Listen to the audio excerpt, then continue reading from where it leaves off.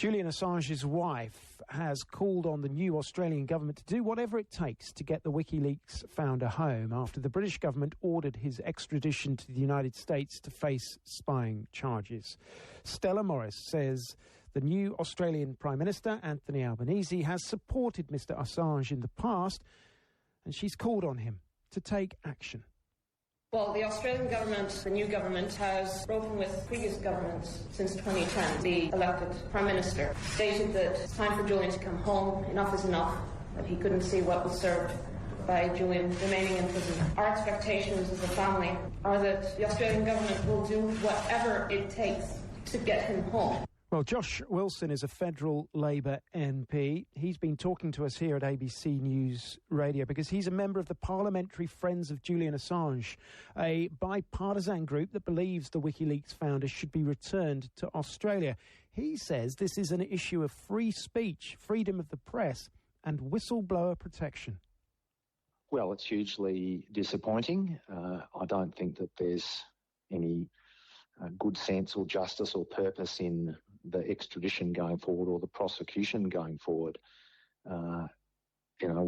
We have to have a strong presumption in favour of free speech and whistleblower protection. That is part of liberal democracy in the United States under their First Amendment, and it's similarly important here in Australia. And free speech and freedom of the press are one of the critical checks against the misuse of power.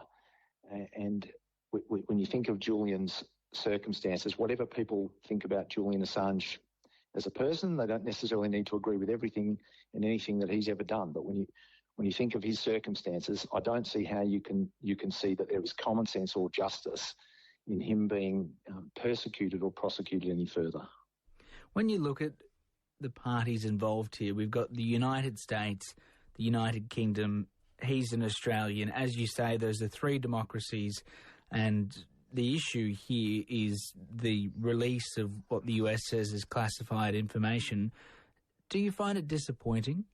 Well, it's disappointing because it runs against that presumption in favour of free speech and a free press. And one of the ways that people can understand that is that there are publications in the United States like the Washington Post and the New York Times that published material identical to that released by WikiLeaks, but are not subject to the kind of prosecution that's been levelled against him.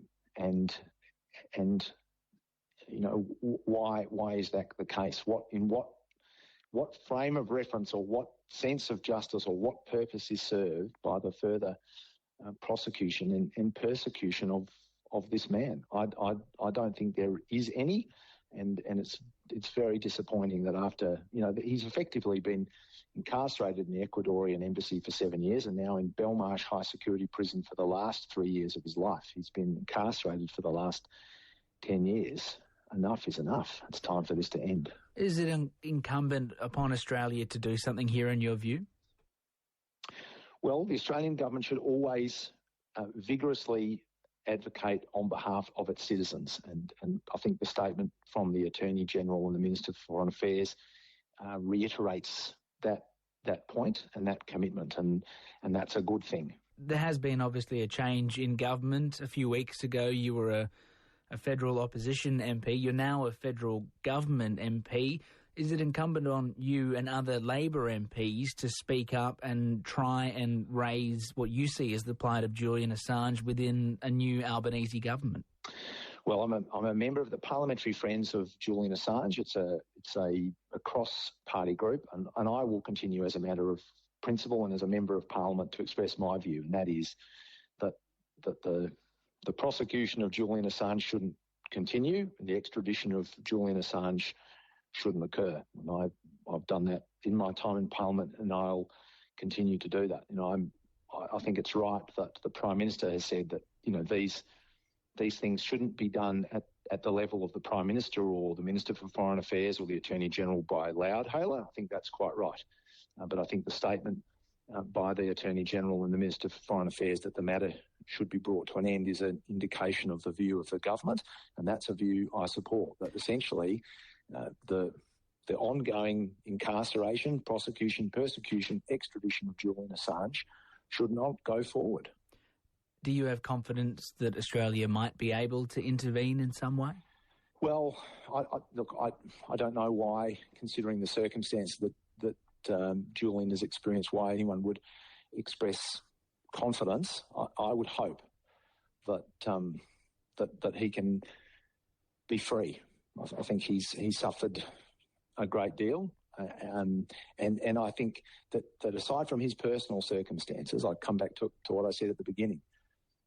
Freedom of speech and freedom of the press are critical pillars of liberal democracy. I mean, there are times when any country, good countries and great countries like Australia and the United Kingdom and the United States, strong liberal democracies, get things wrong and make mistakes. And the misuse of power is possible in our country, in countries like the United States and the United Kingdom. And we only guard against the misuse of power through fundamental freedoms like the freedom of speech and the freedom of the press. And we must protect those things. And Julian Assange's case is an example of the importance of protecting those kinds of freedoms.